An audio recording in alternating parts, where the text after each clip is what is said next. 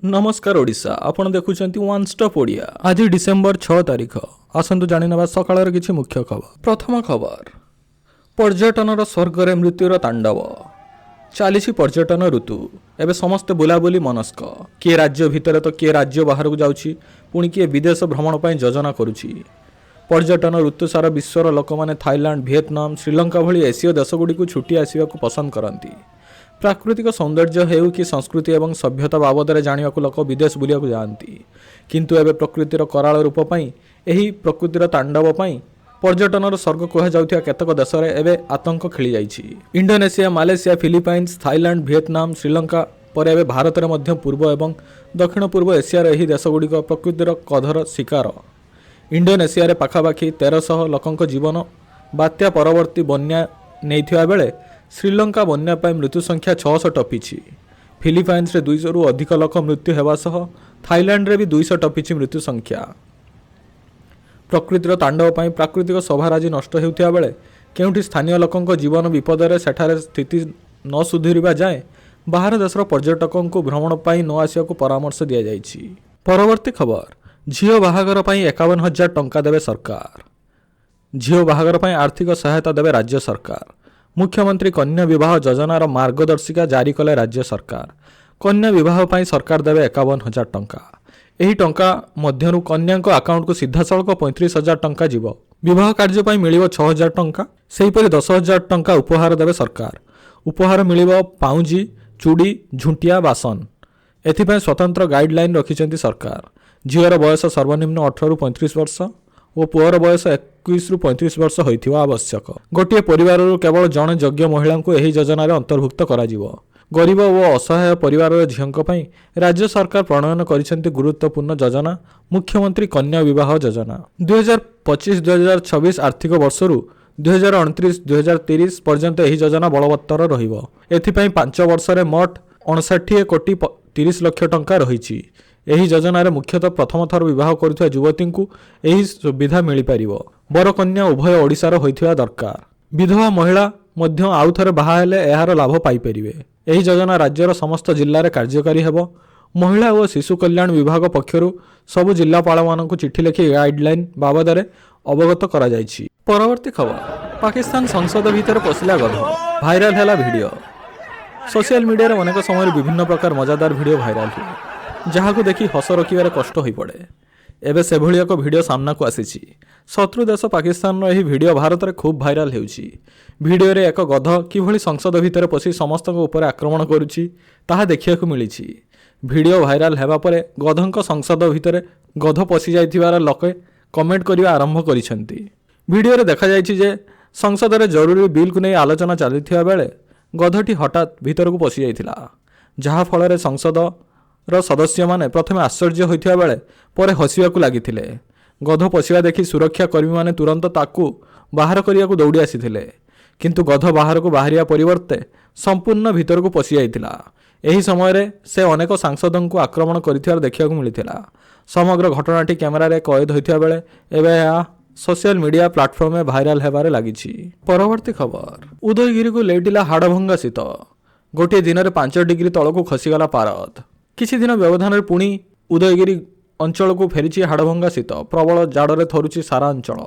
जनजीवन अस्तव्यस्त। गतकाली पारद 10.4 डिग्री थिबा बेले आज 5.6 डिग्री रेकर्ड करा जायछि। पारद खसिबा सह शीतर प्रकोप बढ़िबारे लागिछि। ओडिशार सबुठारु कम तापमात्रा एवं ठंडार सहर भावे जी उदयगिरी चिह्नट होइथिबा बेले डिसेम्बर मास आरंभ में शीत तार प्रकोप देखाइबा आरंभ करिछि। आगामी दिन में तापमात्रा आहुरी तल मुह हेब आशंका करिछि पाणीपाग विभाग। संज नईले तापमात्रा खसिबा सह शीतर प्रकोप बढ़िबा सह रातिरे जाड़ आरंभ हो जाइछि। परवर्ती खबर, इंडिगो पई आखिरे लुह, अखिया अपिया मनीष, असंतोष अपेक्षा बितुछि समय। लंबा लाइन, घंटा घंटा अपेक्षा। सूचना स्क्रीन उपर समस्त नजर। केतबेले विमान विलंब तो केतबेले विमान बातिल हेउछि।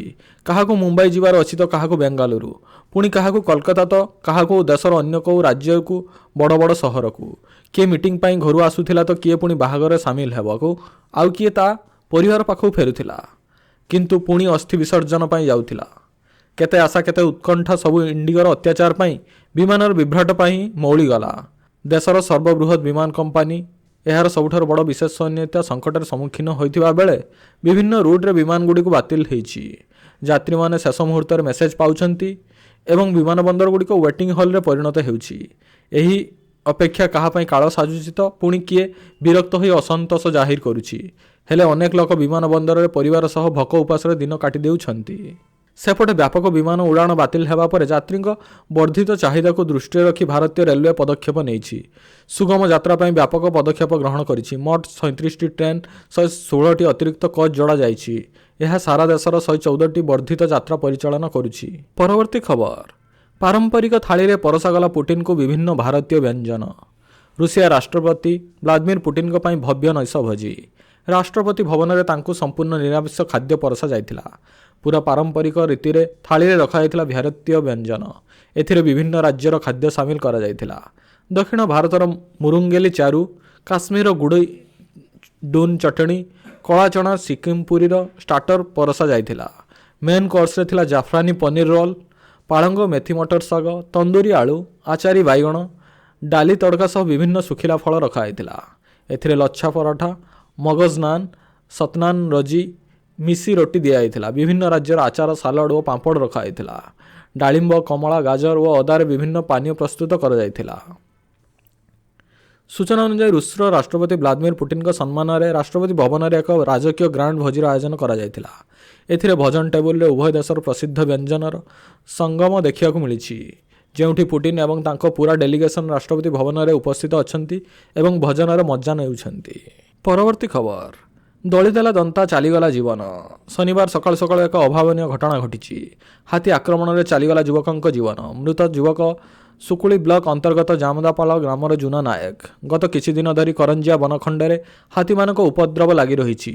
ଜୁନା ପାର୍ବତୀପୁର ଆମ୍ବ ବାଗାନରେ 28 ଟିକିଆ ହାତୀ ହାବୁଡ଼ରେ ପଡ଼ିଯାଇଥିଲେ। ଆହତ ଜୁନାକୁ ବନ ବିଭାଗ ଉଦ୍ଧାର କରି ପ୍ରଥମେ ସୁକୁଳି ଗୋଷ୍ଠୀ ସ୍ୱାସ୍ଥ୍ୟକେନ୍ଦ୍ର ଓ ପରେ କେଉଁଝର ଜିଲ୍ଲାର ମୁଖ୍ୟ ଚିକିତ୍ସାଳୟରେ ଭର୍ତ୍ତି କରାଯାଇଛି। ସେଠାରେ ତାଙ୍କର ମୃତ୍ୟୁ ଘଟିଛି।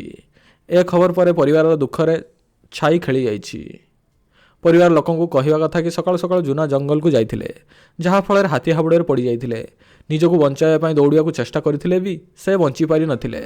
ଦନ୍ତା ହାତୀ ତାଙ୍କୁ ଟେକି କଚାଡ଼ି ଦେଇଛି। ଏ ଖବର ଗାଁ ଲୋକଙ୍କୁ ଭୟଭୀତ କରିଛି।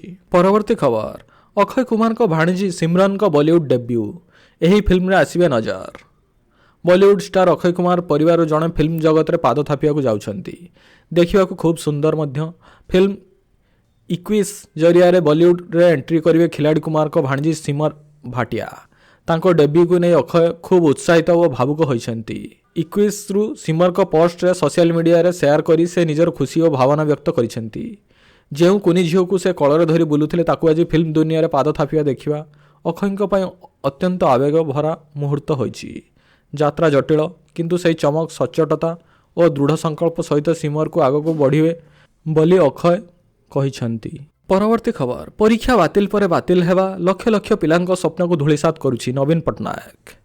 ପରୀକ୍ଷା ବାତିଲ ପରେ ବାତିଲ ହେବା ଲକ୍ଷ ଲକ୍ଷ ପିଲାଙ୍କୁ ଧୂଳିସାତ କରିଛି।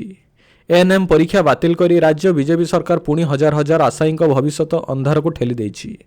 ପିଲାଙ୍କ ସ୍ୱପ୍ନ ଆଉ କେତେ ଭାଙ୍ଗିବେ? କେତେ ଆଉ ପିଲାଙ୍କ ଭବିଷ୍ୟତ ସହ ଖେଳାଯିବ ବୋଲି ପ୍ରଶ୍ନ କରିଛନ୍ତି ବିରୋଧୀ ଦଳର ନେତା ତଥା ପୂର୍ବତନ ମୁଖ୍ୟମନ୍ତ୍ରୀ ନବୀନ ପଟ୍ଟନାୟକ। ତୀବ୍ର ପ୍ରତିକ୍ରିୟା ପ୍ରକାଶ ପରେ ସେ ଆହୁରି କହିଛନ୍ତି ଯେ ପରୀକ୍ଷା ପରେ ପରୀକ୍ଷା ବାତିଲ ହେବା, ସ୍ଥଗିତ ହେବା ବିଜେପି ସରକାରର ଅପାରଗତାକୁ ଦର୍ଶାଉଛି। 18 ମାସର ସରକାର ପାଖାପାଖି 18ଟି ନିଯୁକ୍ତି ପରୀକ୍ଷା ବାତିଲ ହେଲାଣି। ସରକାର କ'ଣ ଦର୍ଶାଇବାକୁ ଚାହୁଁଛନ୍ତି? ରାଜ୍ୟର ପିଲାମାନେ ଆଶା ଓ ସ୍ୱପ୍ନ ଏପରି ଧୂଳିସାତ ହେଉଥିବ। ସରକାର ସଜାଗ ହୁଅନ୍ତୁ। ସମସ୍ତ ପରୀକ୍ଷା ଯେପରି ନିୟମିତ ଏବଂ ସ୍ୱଚ୍ଛତାର ସହ ହେବ ତାହା ସୁନିଶ୍ଚିତ କରନ୍ତୁ ବୋଲି କହିଛନ୍ତି ନବୀନ। ପରବର୍ତ୍ତୀ ଖବର, ସାରଥୀଙ୍କ ବିରୋଧରେ ଦାଖଲ ହେଲା ଚାର୍ଜ ଫ୍ରେମ୍। ବହୁ ଚର୍ଚ୍ଚିତ ଆତ୍ମଘୋଷିତ ବାବା ସାରଥୀ ଓରଫ ସନ୍ତୋଷ ରାଉଳ, ତାଙ୍କ ପୁଅ ସତ୍ୟମ ଶେଖର ଓ ଅନ୍ୟ 4 ଜଣଙ୍କ ବିରୋଧରେ କଟକ ସ୍ୱତନ୍ତ୍ର ଅଦାଲତରେ ଚାର୍ଜ ଫ୍ରେମ୍ କରିଛନ୍ତି। ଓଡ଼ିଶା କ୍ରାଇମବ୍ରାଞ୍ଚର ରୁଜୁ ମାମଲାରେ ଏହି ଚାର୍ଜ ଫ୍ରେମ୍ ହୋଇଛି। ସ୍ୱତନ୍ତ୍ର କୋର୍ଟରେ ଚାର୍ଜ ଫ୍ରେମ୍ ସମୟରେ ସାରଥୀ ଆଭାସୀ ମାଧ୍ୟମରେ ଉପସ୍ଥିତ ଥିଲେ। ଏହାପରେ ଆଗକୁ ସାରଥୀଙ୍କ ବିରୁଦ୍ଧରେ ରୁଜୁ ମାମଲାର ଶୁଣାଣି ଚାଲିବ। ମାମଲାର ପରବର୍ତ୍ତୀ ଶୁଣାଣି ପାଇଁ ଆସନ୍ତା ଜାନୁଆରୀ 16କୁ ଧାର୍ଯ୍ୟ କରାଯାଇଛି। ସୂଚନା ଅନୁଯାୟୀ ଭାରତୀୟ ଦଣ୍ଡବିଧି ଆଇନର 120B, 420, 467 ଏପରି ଅନେକ ଦଫା ସମେତ ଥାର୍ଡ SC ଆକ୍ଟ ଏବଂ ଅସ୍ତ୍ରଶସ୍ତ୍ର ନିରୋଧ ଆଇନ ଧାରା 25 ଅନୁଯାୟୀ ଚାର୍ଜ ଫ୍ରେମ୍ ହୋଇଥିବାର ଜଣାଯାଇଛି।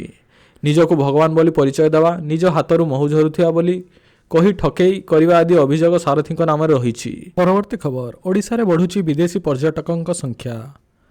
5 ବର୍ଷରେ ଓଡ଼ିଶା ଆସିଲେଣି 1.33 ଲକ୍ଷ ବିଦେଶୀ ପର୍ଯ୍ୟଟକ। 2020ରେ 10,206 ପର୍ଯ୍ୟଟକ ଓଡ଼ିଶା ଆସିଥିଲେ। 2021ରେ ଆସିଥିଲେ 2,269 ବିଦେଶୀ ପର୍ଯ୍ୟଟକ। 2022ରେ 22,000 ବିଦେଶୀ ପର୍ଯ୍ୟଟକ ଆସିଥିଲେ। 2023ରେ 45,000 ପର୍ଯ୍ୟଟକ ଆସିଥିଲେ। 2024ରେ 53,000 ଏବଂ 2025ରେ 1.33 ଲକ୍ଷ ବିଦେଶୀ ପର୍ଯ୍ୟଟକ। ଜର୍ମାନୀରୁ 3722, ୟୁକେରୁ 3715, ଫ୍ରାନ୍ସରୁ 3008 ପର୍ଯ୍ୟଟକ ଆସିଛନ୍ତି। ଗୃହରେ ଉପମୁଖ୍ୟମନ୍ତ୍ରୀ ପ୍ରଭାତୀ ପରିଡ଼ା ଲିଖିତ ଉତ୍ତର ଦେଇଛନ୍ତି।